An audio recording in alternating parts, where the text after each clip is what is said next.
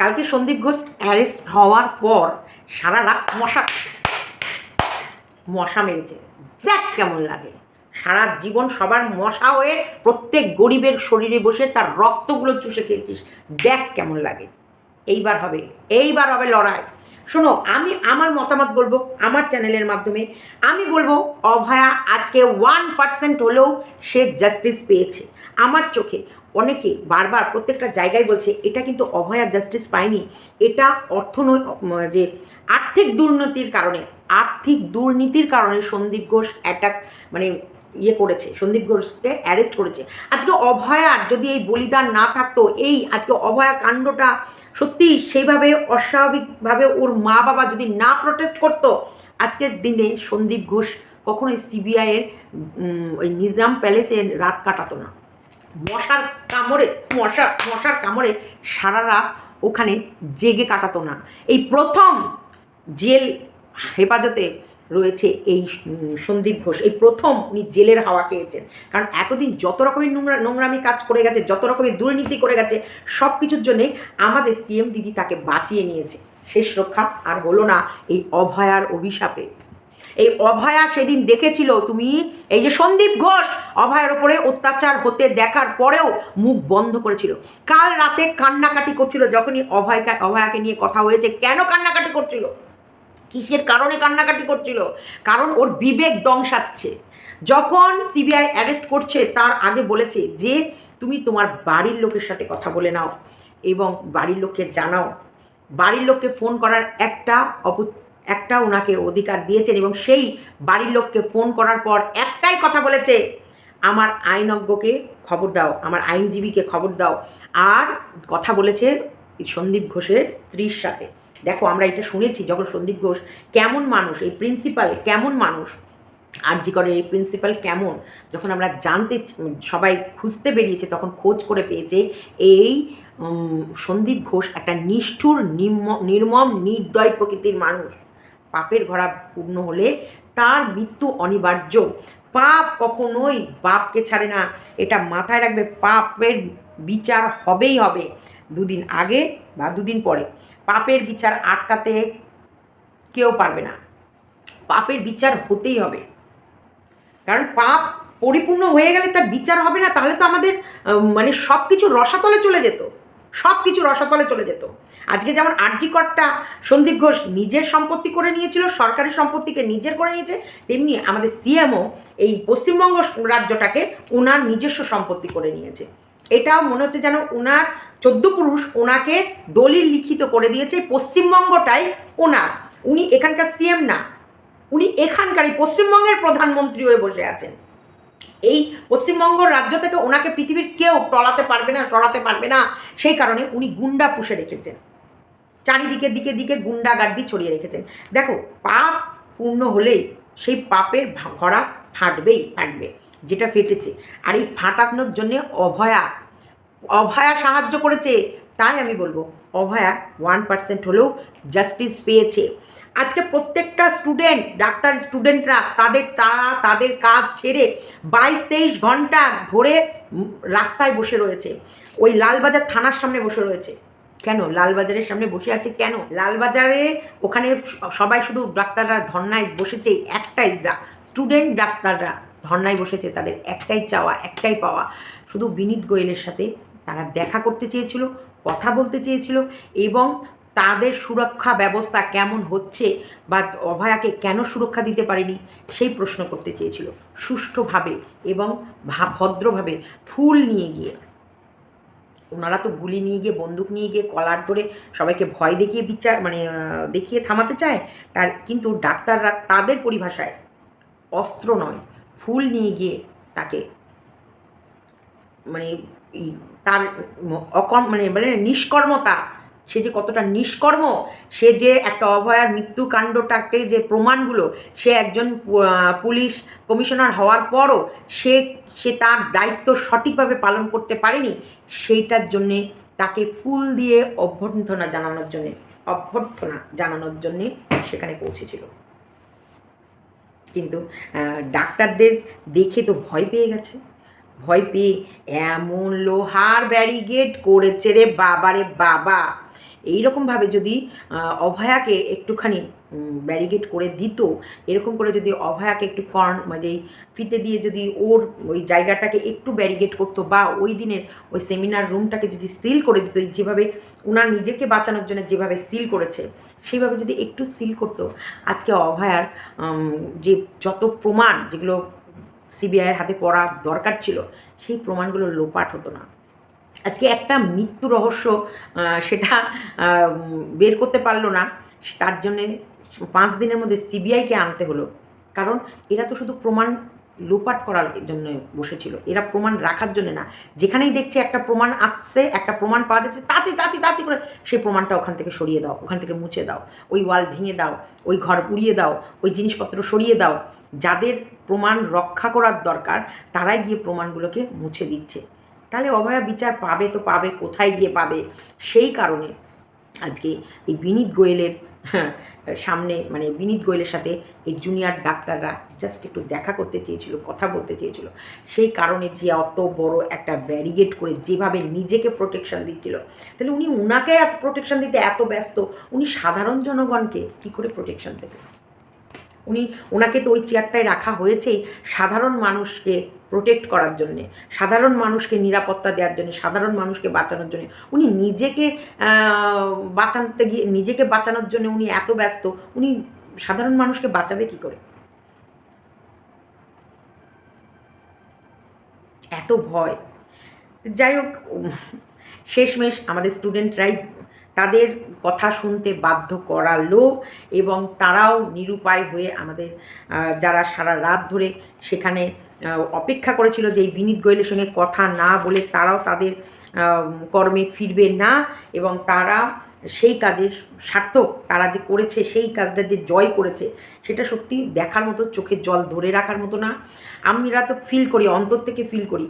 তাহলে এই যে আজকে আমি সাধারণ মানুষ, আমি সাধারণভাবে বোঝাতে ভালোবাসি, আমি যেটুকু বুঝি আমি সেটুকুই আমার মতন আমার শ্রেণীর মানুষদেরকে বোঝানোর চেষ্টা করব। তাই স্কিপ করো না, ভিডিওটা দেখো।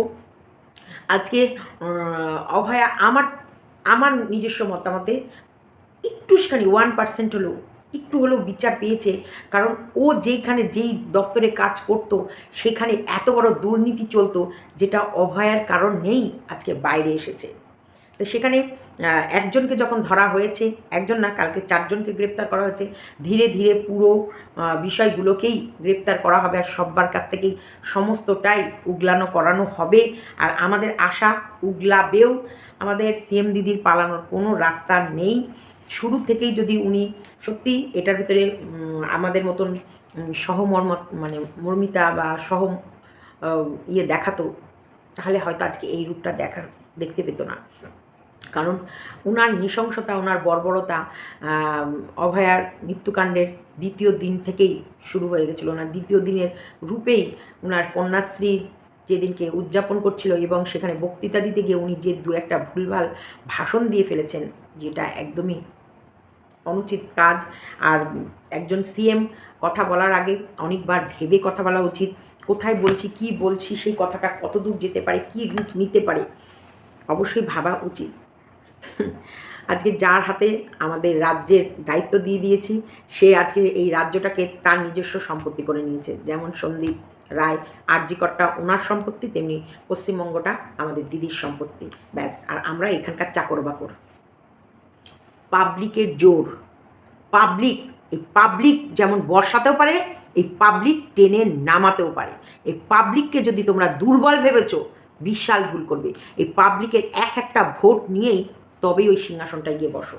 পাবলিক না থাকলে তোমাদেরও কোনো অস্তিত্ব নেই। তাই এই পাবলিককে প্রবলেমে ফেলে তোমরা সুখে থাকতে পারবে না। চলো স্কিপ করো না, পুরো ভিডিওটা দেখো। আমি আমার মনের কথা বলি। Good evening friends, thoughts of just mind সবাইকে স্বাগত।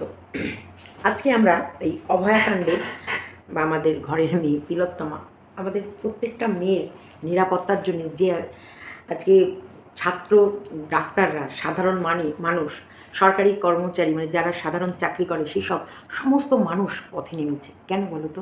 একটাই তাদের চাওয়া, we want justice, I want justice. আমরা জাস্টিস চাইছি, আমাদের নিরাপত্তা দাও, আমাদের নিজেদের জন্য আমরা জাস্টিস চাইছি। আজকে একটা আমাদের ঘরের মেয়েকে এইভাবে নৃশংসতার সাথে এইভাবে একটা মেয়েটাকে শুধু মারেনি, মেয়েটার দেহটাকে নিয়ে ছিন্ন বিচ্ছিন্ন করেছে। মেয়েটাকে কিভাবে কামড়েছে, প্রত্যেকটা অঙ্গ প্রত্যঙ্গে কামড়েছে, তার শরীরের এক একটা পা মানে বডির এক একটা হাড্ডি ভেঙে দিয়েছে। তারপরে তার মানে কি বলবো, তার উপরে যে কিভাবে অত্যাচার হয়েছে, যে মানে সেই গোপনাঙ্গ পেটের রক্ত বেরিয়ে রক্তপাত ভরে গেছে, তারপরেও সেখানে 150 থেকে 51 গ্রাম মানে 150 গ্রামের মতন সাদা লালা জাতীয় জিনিস পাওয়া গেছে। এরপর ওর মানে সর্বাঙ্গে কামড়েছে, চোখে মানে গলা এমনভাবে টিপে ধরেছে যে ওর চোখ দিয়ে, মুখ দিয়ে, নাক দিয়ে রক্ত বেরিয়ে এসেছে। মানে যখন ওর সঙ্গে এরকম অত্যাচারটা করছিল, নিশ্চয় মেয়েটা তো বাঁচার জন্য লড়াই করছিল, চিৎকার করছিল, চিৎকার করার জন্যে ওর মুখটা চেপে ধরে রেখেছিল। এবং ওর যখন মুখ চেপে ধরে রেখেছিল তখন ওর হাত পা ছিটাচ্ছিল, ও খামচাখামচি করছিল, ও তোলপাড় করে দিচ্ছিল। দেখো, এটা করার জন্যে কখনোই একটা মানুষের পক্ষে সম্ভব না। ওই মেয়েটার উপরে যে অত্যাচার হয়েছে সেটা কখনোই একটা মানুষের পক্ষে করা সম্ভব না। আর 150 গ্রামের ওপর যে সাদা লালা জাতীয় তরল পদার্থ যেটা ওর ভেতরে পাওয়া গেছে, সেখানটায় কখনো একটা পুরুষের পক্ষেও সম্ভব নয়। তাহলে একবার তোমরা শুধু ভাবো, এই কথাটা তোমরা একবার শুধু ভাবো, সেই রাতে ওই মেয়েটার ওপরে কী অত্যাচার হয়েছিল, কী অত্যাচার! অথচ প্রত্যেকটা মানুষ নির্বিকার ছিল।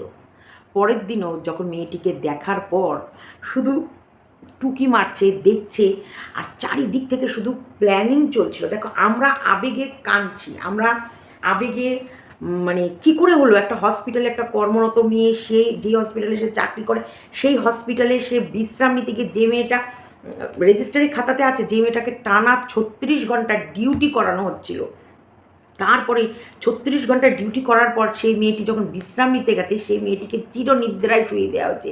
সেই মেয়েটিকে নর্মাল চিরনিদ্রায় শুয়ে দেওয়া হয়নি, মেয়েটার ওপর রীতিমতো টর্চার করা হয়েছে। এবং এগুলো পোস্টমর্টম রিপোর্টের মধ্যেই বেরিয়েছে। ওকে উল্টে দেওয়া হয়েছে, ওর বডির ওপর দিয়ে, পিঠের ওপর দিয়ে বুট পরা জুতো, মানে বুট জুতো পরা কেউ হেঁটে গেছে এসেছে। তখনকার সময় আমরা রিপোর্টগুলোই, পোস্টমর্টম রিপোর্টগুলো এগুলোই পাচ্ছিলাম, এগুলোই শুনছিলাম। একটা হসপিটালে লড়াই শুরু হলো একটা মেয়ের ওপর অত্যাচার, সেই অত্যাচারটার বিচার চাই। সে বিচার চাইতে গিয়ে এখন রাজনীতির কিভাবে পরিবর্তন হলো। দেখো, এটা আমি বলছি না যে আজকে এখনকার সিস্টেমটা বিচার চাইতে গিয়ে রাজনীতির রং নিয়ে চলে এলো, না। এটা হচ্ছে না, বলে না, একটার সাথে একটা লিঙ্ক এমনভাবে জুড়িয়ে আজকে আমার বাড়িতে কোনো বড় অঘটন হলে সবার আগে আমার বাড়ির মাথাকে তাকে ধরা হবে। কারণ আমার বাড়ির নিশ্চয়ই কোনো না কোনো দিক থেকে নিরাপত্তার অভাব ছিল, বা কোনো না কোনো দিক থেকে আমাদের কোনো ফল্ট ছিল, সেগুলো দেখাতে হবে। হয় আমি কোনো দরজা খুলে রেখে এসেছি, নয় আমি কোনো আলমারির তালা ঠিক করে লক করিনি, না হলে আমি হচ্ছে আমার বাড়ির চারিদিকের সিকিউরিটির দিকে আমি ঠিক যথাযথ নজর দিতে পারিনি। তো সেরকমই আরজিকর হসপিটালের প্রিন্সিপাল, যাকে বলা হয় পুরো কলেজের হেড অফ দ্য হেড, যে প্রিন্সিপাল, তার উপরেই ওই হসপিটালটার সমস্ত দায়িত্ব দেওয়া হয়েছে। তা প্রথম এই যে আরজি করে, এই যে মেয়েটার এই ঘটনাটা যখন যেই কেউ প্রথম দেখে, দেখার পর প্রথম কি করে, প্রিন্সিপালকে ফোন করে।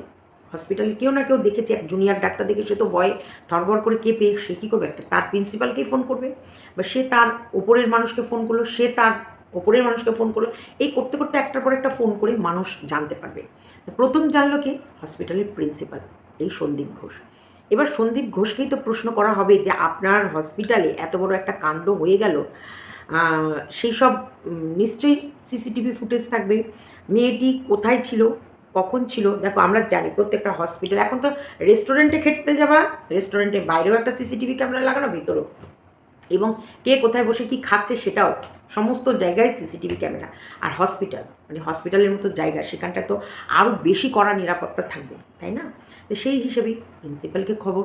এবার প্রিন্সিপালের কাছে যখনই যেটা জানতে চাওয়া হচ্ছে, প্রিন্সিপাল যেন মনে হচ্ছে মুখে তালা চাবি লাগিয়ে এমন জায়গায় মানে শুধু ছুটে বেড়াচ্ছে, শুধু লোককে খবর দিয়ে বেড়াচ্ছে, আর সেই সব মানুষগুলো আসছে, আসার পর ধীরে ধীরে বলে না একটা পরতে পরতে মানে একটা করে পর্দা খুলছে, আর একটা করে রাজনীতি দলের কথা মানে রাজনৈতিক মানুষের সাথে আরেকটা মানুষের লিঙ্ক খুঁজে পাওয়া যাচ্ছে। তখন অটোমেটিক রাজনীতিটা এর ভেতরে ঢুকেই গেল না চাইতে। দেখো এখানটায় আমরা কোনো দলের হয়ে লড়ছি না, এখানে আমরা হচ্ছে কোনো পার্টিকুলার কোনো লোকের বিরুদ্ধে লড়ছি না, আমরা লড়ছি ন্যায় বিচার পাওয়ার জন্য, আমরা লড়ছি সিস্টেমের এগেনস্টে। সিস্টেম আজকে একটা মেয়ে তার কর্মক্ষেত্রে গিয়ে কেন নিরাপত্তা থাকবে না? আর সরকারি চাকরি মানে যেটা বলা হয় আমাদের রাজ্য সরকারের দায়িত্বে, রাজ্য সরকারের তত্ত্বাবধানে, মানে যারা আমাদের প্রাণদান করে এই ডাক্তার, আজকে যদি ডাক্তারের নিরাপত্তা না থাকে তাহলে আমরা তো সাধারণ মানুষ, আমরা কোন ছাড়, আমরা কোথাকার কে? আমরা তো একেবারে তুচ্ছ নগণ্য মাত্র। আমাদের সিকিউরিটিটা কোথায়?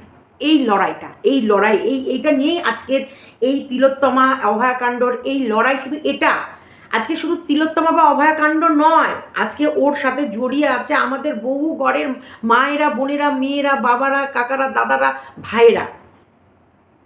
আজকে ডাক্তার সে যদি প্রপার শিক্ষা না পায়, সেইখানে যদি ঘুঘুর বাসা থাকে, আজকে শিক্ষা সেখানে যদি প্রপার এডুকেশন না দেওয়া হয়, সেখানে যদি ঘুঘুর বাসা থাকে, তাহলে ভিত পিলার, আমাদের একটা বিল্ডিং তুলতে গেলে যে পিলার লাগে, যে শিক্ষা লাগে, যে বিদ্যা, আমাদের প্রথম শ্রেণী শিক্ষা, তারপরে ডাক্তার, তারপরে প্রশাসন, তারপরে অন্যান্য সংস্থার সমস্ত কাজ, যেগুলো সব জায়গার ভিত মানে এই পিলারগুলোর ভেতরে ভুসভুসে বালি দেয়া। তাহলে বলো তার ওপর 14 তলা বিল্ডিং নবান্ন তৈরি হয়ে আছে, সেই নবান্ন কি টিকবে? আমি কারোর কোনো দল হয়ে বলছি না, আমি জাস্ট বলছি আমাদের লড়াই। আজকে কত জায়গায় শুধু মেয়েদের রেপ হয়ে পড়ে আছে, আজকে রেপের এগেনস্টে কত আইন আছে, ফাস্ট ট্র্যাক কোর্ট এবং তার ভেতরেও ভাগ আছে সুপার ফাস্ট ট্র্যাক কোর্ট, যেখানে সুপার ফাস্ট মেয়েদের ওপর অশ্লীলতা বা মেয়েদের রেপ কেসের বিচার দ্রুত দিতে হবে। সেইগুলো চালু করেনি আমাদের দেশে আমাদের রাজ্যের মুখ্যমন্ত্রী, যেগুলো সেন্ট্রাল থেকে প্রত্যেকটা রাজ্যের জন্যে করে দেয়া আছে, কিন্তু সেগুলো আমাদের রাজ্যে আমাদের যার উপরে আমাদের রাজ্যের দায়ভার দিয়েছি, যার উপরে আমাদের রাজ্যের দায়িত্ব দিয়েছি, সে সেইগুলোর দিকে নজর দেয়নি, সে সেগুলো চালু করেনি। আমি সাধারণ মানুষ, আমি সাধারণ ভাষায় বলবো, আমি তোমাদের অসাধারণ বা কঠিন কোনো শব্দ আমার কাছে জানা নেই, আমি কঠিন শব্দ দিয়ে বোঝাবো না। আমরা জানি আমরা বসবাস করি ভারতবর্ষে, ভারতবর্ষ হচ্ছে একটা দেশ, আর এই ভারতবর্ষকে দেখাশোনার দায়িত্ব রয়েছে মোদী সরকার, মানে বিজেপি সরকার, যেটাকে বলা হয় পিএম, আমাদের প্রাইম মিনিস্টারের ওপর। আর আমরা থাকি একটা ছোট্ট জেলা, যে জেলাটা হচ্ছে আমরা যে রাজ্যে থাকি সেটা হচ্ছে পশ্চিমবঙ্গ রাজ্য। পশ্চিমবঙ্গ রাজ্যের এর দায়িত্বটা দেওয়া হয়েছে আমাদের সিএম মানে চিফ মিনিস্টার মমতা দিদিভাইকে। তো এই যে আমাদের রাজ্যের দায়িত্ব কে নেবেন? আমাদের চিফ মিনিস্টার। আর এই যে অনেক ছোট ছোট অনেকগুলো রাজ্য নিয়ে তবে তো একটা দেশ তৈরি হয়, এই অনেকগুলো রাজ্যের দায়িত্ব কে নেবে? আমাদের পিএম। তাহলে যে আমাদের রাজ্যের যে কোনো জিনিসের প্রয়োজন, যে কোনো জিনিসে, সে আমাদের জলের প্রয়োজন, আমাদের খাদ্যের প্রয়োজন, আমাদের প্রশাসনের প্রয়োজন, আমাদের তোমার হচ্ছে এই আইনি ব্যবস্থার প্রয়োজন, আমাদের মেডিসিনের প্রয়োজন, আমরা কিন্তু সব কিছুর জন্যে অবশ্যই আমাদের কর্তা, আমাদের এই মানে ভারতবর্ষ দেশের যে ভারতবর্ষ যে দেশ, সেই দেশের যে কর্তা পিএমের কাছেই চাইব। পিএম কিন্তু প্রত্যেকটা রাজ্যের তার কী কী চাহিদা আছে বা কী কী প্রয়োজন আছে সেগুলো ভর দেবে। এবং এইগুলো কোথা থেকে আসবে? আমরা কিন্তু প্রত্যেকে যে ট্যাক্স পে করি সেখান থেকেই আসবে, কেউ কারোর ঘর থেকে দেবে না। সব হিরে থেকে জিরে, চুন থেকে পান, সমস্তটাই কিন্তু আমাদেরই টাকা, আমাদের ওপরেই সিস্টেমেটিক খরচ হবে। এটুকু আমি জানি, এটুকু আমি তোমাদের জানালাম। এইবার আমরা বসিয়েছি কাকে? ভোট। এখানে ভোটিং হয়, ভোটিংয়ের মাধ্যমে আমরা বসিয়েছি আমাদের পছন্দ। দেখো আজকে যেটা বলছে এটা ওটা সেটা, আমি এগুলো যাচ্ছি না। আমরা বলছি আমরাই তো চয়েস করে এই মানুষটিকে এই সিংহাসনটা দিয়েছি, যে না আমাদের রাজ্যের দায়িত্ব আমাদের দিদি নেবে, দিয়েছি। এবার দেওয়ার পর কি সে দায়িত্ব পালন করছে যে দেওয়ার পর শুধু সব জায়গায় অরাজনীতিকই চলছে, অরাজনীতিকই চলছে। তিনি একটা মহিলা হয়ে একটা মহিলার পীড়িত ব্যাপারটা বোঝেনি না। আজকে একটা মায়ের দুঃখ, সে মা কতটা কাঁদর, একটা ডাক্তার করার পর সে মাটা তার সন্তান হারিয়েছে। এটা কতটা বড় জ্বালা, কতটা বড় কষ্ট। একটা মা তিলে তিলে বড় করে তার চোখে একটা বড় স্বপ্ন নিয়ে একটা সেই স্বপ্নটা তার মেয়ের চোখে বুনে, কোথাও না কোথাও মায়েদের সুপ্ত বাসনা থাকে ভাই, সেই সুপ্ত বাসনাটাই আমরা আমাদের ছেলে মেয়ের ওপর দিয়ে দেখতে চাই। তিলে তিলে বড় করে একটা মেয়েকে তার স্বপ্নের রাজ্যে পাঠিয়ে সেই স্বপ্নের রাজ্যে, সেই স্বপ্নের জগতেই তাকে মেরে দেওয়া হলো। তাহলে সেইখানে বিচারটা আমরা কোথায় চাইবো, কীভাবে চাইব? এবং আজকে যদি সেই তার স্বপ্নের জায়গায় গিয়ে সে যদি নিরাপত্তা না পায়, তাহলে আমরা কি সত্যি ঘরে বসে নিরাপত্তা পাবো? কার কাছে যাই নিরাপত্তা পাওয়ার জন্য আমরা ছুটে যাব? কার কাছে? প্রশাসনের কাছে। এই প্রশাসনের কি অবস্থা, কি হাল, আমরা কি দেখছি? যাব কোথায়? ডাক্তারের কাছে। শরীর অসুস্থ হলে যাব কোথায়? ডাক্তারের কাছে। ডাক্তারগুলোর কি হাল? বাচ্চাকে ছোট থেকে শিক্ষা দেবো কোথায়? স্কুলে। এই টিচারদের কি হাল? শিক্ষা ব্যবস্থার কি হাল? মানে এই সেই যে বলতো না যে চপ বেচো, মুড়ি চানাচুর বেচো, ঘরোয়া ব্যবসা, পড়াশোনা করে বিদেশ যেতে হবে এর তো কোনো মানে নেই। পড়াশোনা করেই যে তোমাকে বিদেশ চলে যেতে হবে, বিদেশে গেলে এই যে মা বাবাকে দেখবা না, বিদেশে গিয়ে ও কোথায় তুমি তোমার বউ বাচ্চা নিয়ে ওখানে রয়েছো, চারিদিকে গুঁড়ো মা বাবাটা এখানে পড়ে দোষে পড়ে রইলো, হ্যাঁ 9 মাসে 6 মাসে দেখতে পেলে না, সেই পড়াশোনার লাভ কী? এই যে আমাদের আমাদের মানে আমার সত্যি বলছি, আমার বলতে এটাই মনে হচ্ছে, তাহলে মানে ওনার কি ইচ্ছাই ছিল মানে ডাক্তার, উকিল, জজ, ব্যারিস্টার এইসবগুলো সব গাণ্ডমূর্খ হয়ে যাক, আর ও সবাই বসে বসে চপ ভাজুক, মুড়ি ছোলা বাদাম, চাল ভাজা, দুধ চা, মালাই মার্কে চা, তারপরে হচ্ছে এরকম ছাঁকনি তুলে তুলে চা, নানান রকম চা বিক্রি করুক। আজকে একটা হসপিটাল, যে হসপিটালের যে প্রিন্সিপাল, সে যদি চোর বেরোয়, চোর, মরা মানুষ চুরি করে, সে মরা মানুষ চুরি করে, সে প্রত্যেকটা জায়গায় সে মরা মানুষগুলোকে ভাড়া দেয়, মানুষ মরে, যদি কোনো ওই হসপিটালে মানুষ মরেও যায়, সে মরেও শান্তি পাবে না। মরে যদি যায়, সে মরাটা মরেও শান্তি পাবে না। সে মরার মানে পোস্টমর্টম থেকে শুরু করে পোস্টমর্টমের লাইনেও ওখানেও টাকা পয়সার লেনদেন হয়, নাকি টিচ ভালো করবে, পরিষ্কার করে দেবে। মানুষ মারা যাওয়ার পর যে ময়না তদন্ত বা পোস্টমর্টম হচ্ছে, সেখানটা যাতে টিচ ভালো করে দেবে, পরিষ্কার পরিচ্ছন্ন করে দেবে এবং সুন্দর করে প্লাস্টিকে মুড়িয়ে দেবে, তার জন্যে প্যাকেজ। তোমার বাড়ির লোক আসতে দেরি করেছে, তোমার হচ্ছে লাশ চলে গেছে হয়তো ওটির কাছে, সেখানে কাট করার আগে কোনো বাড়ির মানুষ যদি দেখতে চায় যে আমি আমার বাড়ির মানুষকে পোস্টমর্টম হওয়ার আগে আমি এক ঝলক দেখতে চাই, তার জন্য পয়সা দিতে হবে। এবার লাইন তোমার দেয়া আছে, তোমার লাইন হয়তো 10 জনের পরে আছে, কিন্তু তোমার কোথাও যাওয়ার তাড়া আছে, বা তুমি ওদের সাথে হাত মেলাতে পারবা, সেখানে কিছু পয়সা দাও, তোমার ওই 10 জনের পেছনের লাইনটা 10 জনের আগে এনে তোমার লোকের পোস্টমর্টম করে ছেড়ে দেবে। মানে মানে মানে বলে না, 0 থেকে 100, মানে ফুল স্টপ থেকে শুরু করে সব জায়গায় দুর্নীতিতে ভর্তি সম্পূর্ণটা। তাহলে মানুষ কোথায় যাবে? কোথায় গিয়ে মানুষ রেহাই পাবে? যদি যার হাতে দায়ভার, সেই যদি এই রকম চুরি করতে প্রত্যেককে ছাড় দিয়ে রেখে দেয় এবং চুরি করার জন্য প্রত্যেককে হেল্প করে, যে যা তোরা চুরি কর, হ্যাঁ চুরি কর, হ্যাঁ তুই চোর, তুই চুরি কর, চুরি করার জন্য সবাইকে ছাড় দিয়ে রাখে, তাহলে দেশ, আমাদের এই রাজ্যটা চলবে কিসের ওপরে? আমাকে একটু বোঝাও, কিসের ওপরে? সেই কারণেই বিচার চাইতে গিয়েছি আমরা অভয়ার। সেই অভয়ার বিচার চাইতে গিয়ে একটার পর একটা গিট খুলতে খুলতে এখন বিচার এসে দাঁড়িয়ে এসছে। বদলা নয়, বদল চাই। বদলা চাইছি না, মারদাঙ্গা চাইছি না, হুলুস্থুল চাইছি না, বোম ফেলাফালি চাইছি না, লাঠি সোটা নিয়ে, দা কুড়ুল নিয়ে একে অপরকে কোপাকুপি চাইছি না।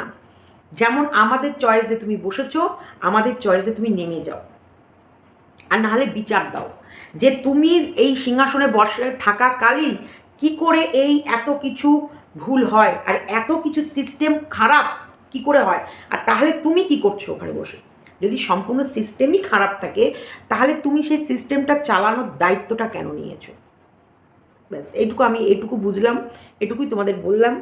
এবার কালকে এই সন্দীপ ঘোষের বলো তোমরা এই যে বায়োমেট্রিক যেটাকে বলছে, দেখো আমি বললাম আমি ভীষণ কম পড়াশোনা করেছি, তাও বলছি যে বায়োমেট্রিক যেটা বলে মানে বর্জ্য পদার্থ, হসপিটালের যে বর্জ্য পদার্থ, যেমন অক্সিজেন মাস্ক, যেমন সেলাইন, যেমন সিরিঞ্জ, যেমন গ্লাভস, যেমন ইউজ হওয়া কটন, এইগুলো এইগুলো সবসময় একটা ডাস্টবিনে ফেলা হয়। তোমরা দেখেছো বড় বড় ডাস্টবিন হসপিটালে সবসময় নার্সদের সাথে সাথে ঘোরে।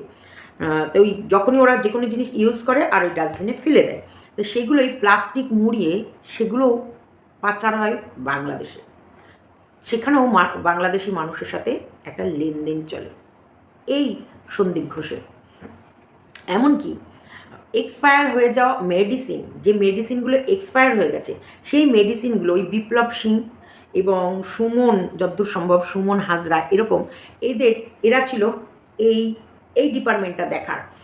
যত মানে এক্সপায়ার হয়ে যাওয়া মেডিসিন বা এক্সট্রা মেডিসিন বা ধরো লাগছে 10টা, উনি স্যাংশন করে নিল 1000টা, 10-এর পাশে একটা নয় দুটো শূন্য বসিয়ে দিল, দিয়ে চলে এলো, লাগালো 10টা, বাকি 999টাকে সরিয়ে দিল, সরিয়ে দিয়ে ওই বেচে দিল, বা অন্যান্য মেডিসিন সব থেকে শুরু করে, বা সেটাকে নিউভাবে ম্যানুফ্যাকচার করে ওই বিপ্লব সিংহ তার দ্বারা এইসব কাজগুলো করতো। তা আমরা বলি দেখো তাহলে আমরা কিসের ভিত্তিতে আমরা বাঁচবো কী করে? যখন আমরা ইয়েতে ভর্তি হই, হসপিটালে যখন ভর্তি করি, অনেক অনেক গ্রামের মানুষ আছে যারা সত্যি অনেক লেখাপড়ায় সবাই যে এক্সপার্ট হবে তা নয়, অনেকেই অনেক দিকে দুর্বল আছে, সব ডাক্তারি পরিভাষা সব বোঝে না, ডাক্তারির সব কথা বোঝে না। তো সেখানটায় আজকে ওরা অনেক ফর্মে সই করায়।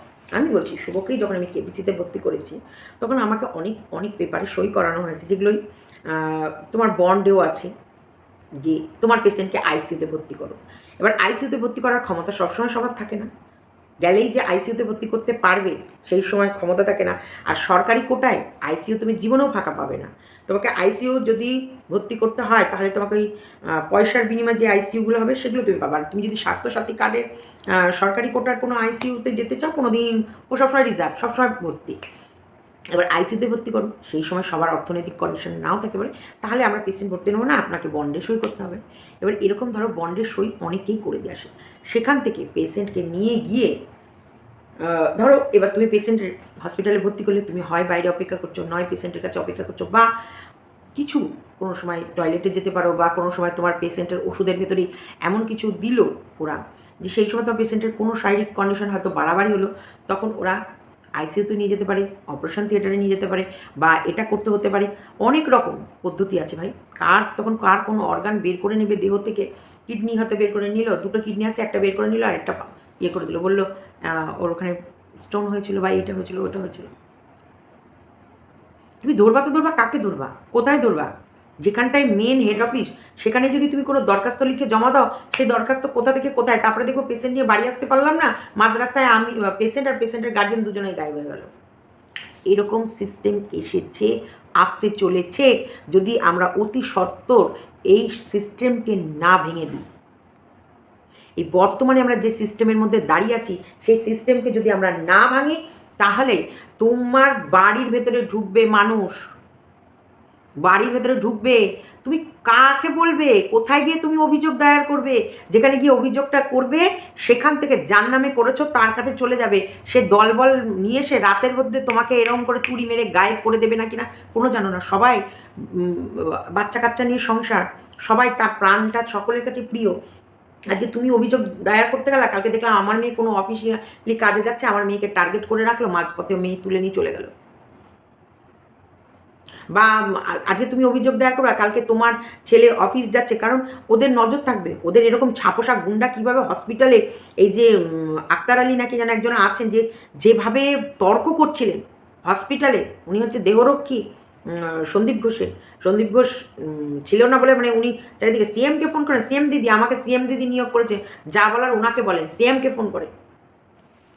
দেখি মানে এই যে এইসব মানুষ এরকম ধরনের ছাপোষা গুন্ডা প্রচুর পুষে রাখবে, প্রচুর পুষে রাখবে, যারা যখন তখন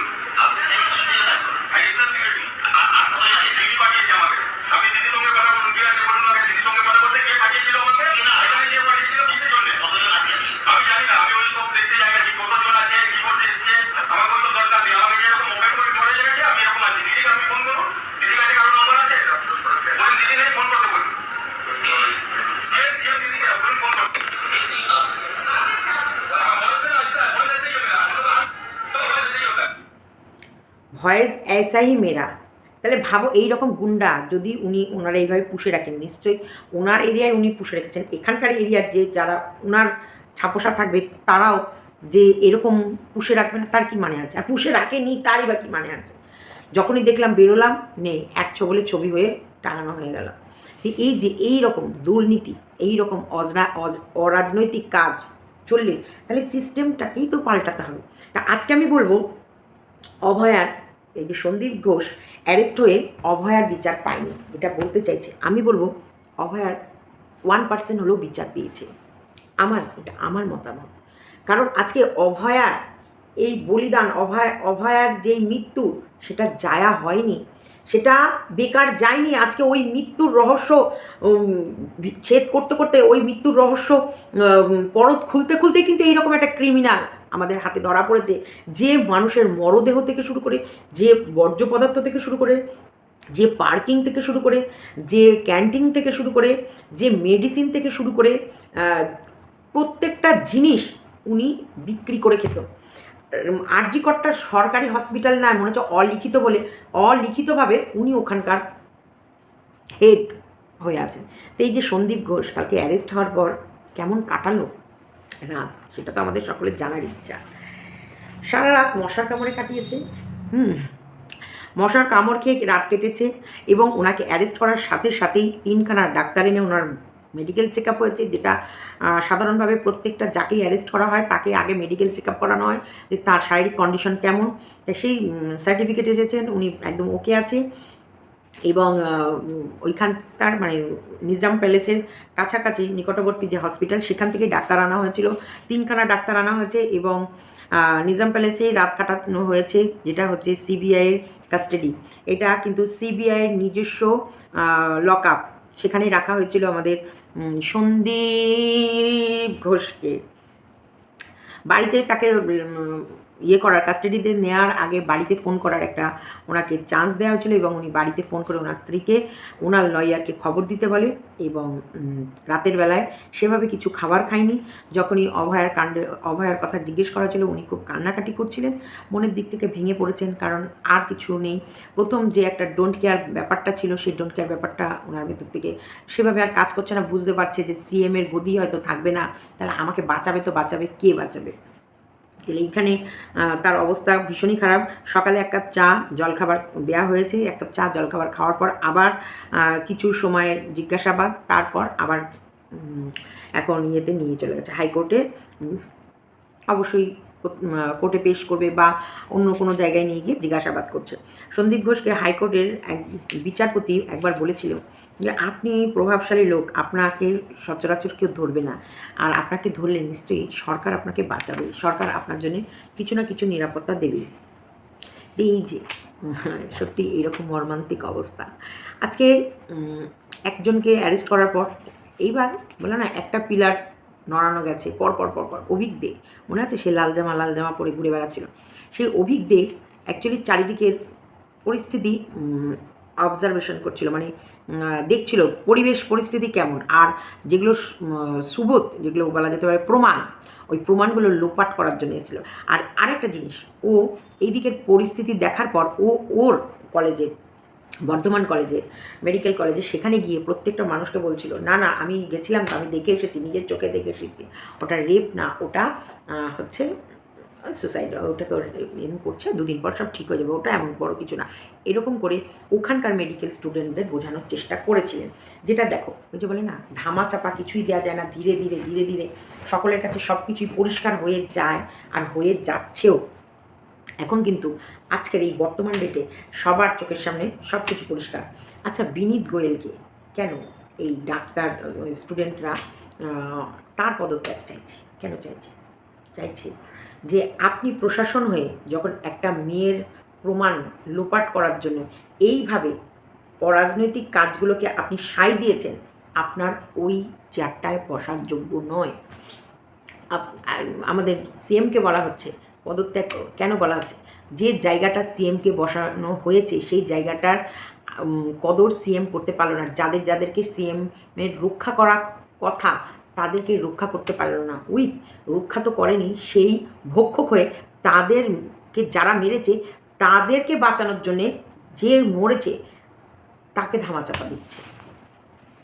মানে রক্ষকই ভক্ষকের রূপ নিচ্ছে, যে আজকে যার বাঁচানোর কথা, আজকে যার বিচার দেওয়ার কথা অভয়াকে, বিচার তো দূরে থাক, যারা এই কর্মকাণ্ডের সঙ্গে জড়িত তাদেরকে বাঁচানোর জন্যে আমাদের সিএম দিদি উঠে পড়ে লেগেছে।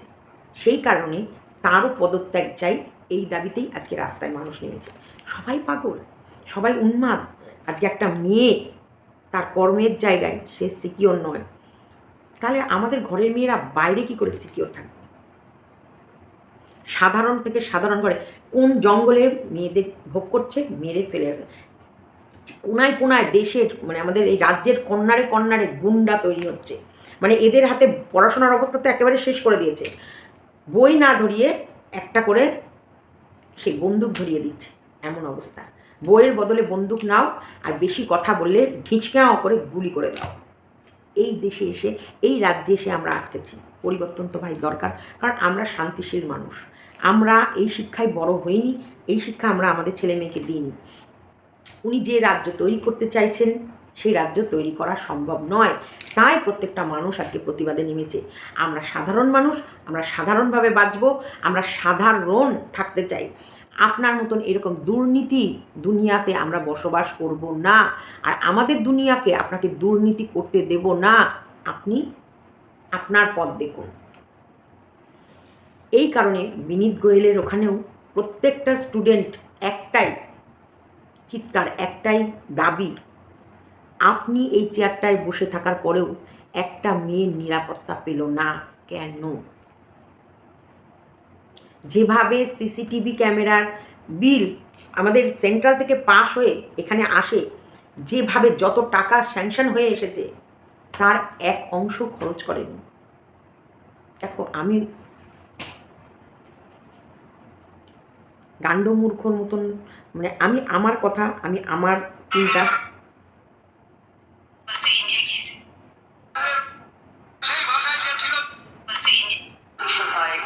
সেইখানে সিএস স্কিমে 12 কোটি টাকা অ্যালট করা হয়েছে, মাত্র 20 লক্ষ টাকা পশ্চিমবঙ্গ সরকার ইউজ করেছে।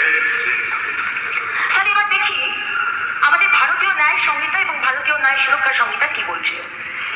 আমরা জানতেই পারতাম না যদি সেদিনকে আমাদের সম্মানীয় কেন্দ্রীয় মন্ত্রী অন্নপূর্ণা দেবী তিনি যদি আজকে এই চিঠিগুলো আমাদের মুখ্যমন্ত্রীকে না পাঠাতেন, জানতে পারতাম না।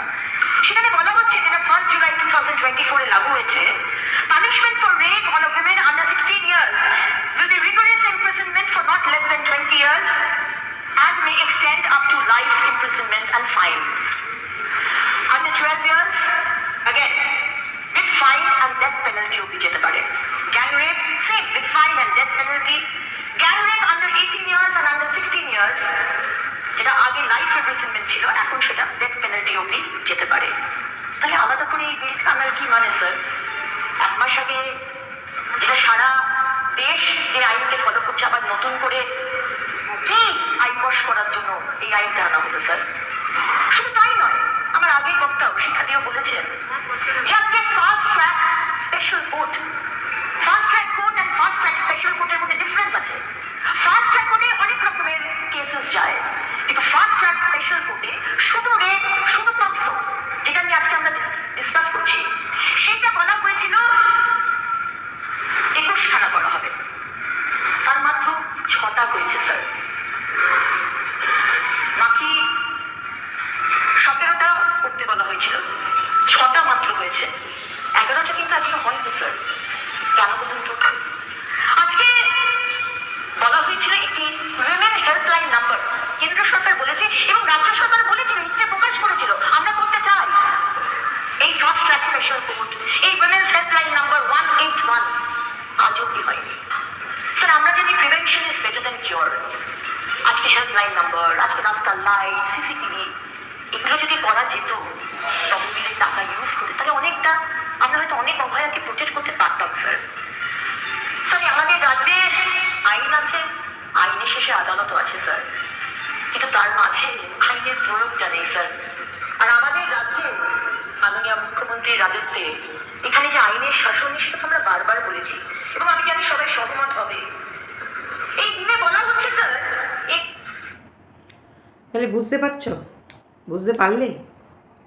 তাহলে আমরা কোন দেশে বসবাস করছি? আমাদের আমাদের অধিকার থাকা সত্ত্বেও আমরা সেসব সুযোগ সুবিধাগুলো পাচ্ছি না কেন? শুধু ওনার নিজস্ব ইগো। আরে বাবা, রাজ্যটা কি ওনার নিজস্ব সম্পত্তি? যেমন সন্দীপ ঘোষ নিজের সম্পত্তি ভেবে ফেলেছে, আরজি কর্তা উনিও রাজ্যটাকে ওনার সম্পত্তি ভেবে ফেলেছে। এগুলো আমরা কোন দেশে বসবাস করছি, কিভাবে বসবাস করছি, কি পাচ্ছি? ওনাদের সম্পত্তি নয়, এগুলো আমাদের। আমরা আপনাকে এই সম্পত্তির অধিকার হিসেবে মানে পাওয়ার অফ অ্যাটর্নি দিয়েছি যে আপনি চালান, আমাদের রাজ্যের রক্ষক হন, আমাদের ভক্ষক করতে বলিনি। আমার ভিডিওটা এতটুকুই। আমি জানি না আমার মনের কথা বললাম, তোমাদের মন অবধি কতটা পৌঁছেছে। আমি সাধারণ মানুষ, আমি সাধারণের মতো কথা বললাম। চলো টাটা।